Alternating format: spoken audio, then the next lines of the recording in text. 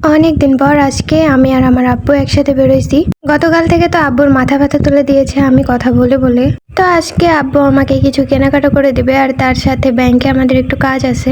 তারপর আব্বু বাসায় চলে যাবে আর আব্বু বাসায় চলে যাবে দেখে আমার মনটা ভীষণ খারাপ হয়ে যাচ্ছে। আম্মু মারা যাওয়ার পর থেকে আমি আব্বুকে আমার আব্বু এবং আম্মু দুইটাই মনে করি। আসলে এখন আব্বুকেও একা ছাড়তে আমার অনেক বেশি ভয় হয়।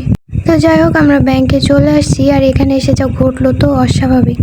আব্বুর এমনিতেই হাঁটুতে ব্যথা আর কতবার যে ওঠানামা করা লাগছে ওই সিঁড়ি দিয়ে, তারপরেও আজকে আমাদের কাজটা কমপ্লিট হইলো না। আর এদিকে 3টা বেজে গেছে, আমার তো মাথা ব্যথা শুরু হয়ে গেছে। ওইদিকে আব্বুরও বাসায় চলে যেতে হবে। তো আমাদের কেনাকাটা কিছুই হলো না, ওগুলো পোস্ট ফান্ড। তো আব্বু আমাকে কেনাকাটা করার জন্য টাকা দিল যে নিজে নিজে কিনে নিও।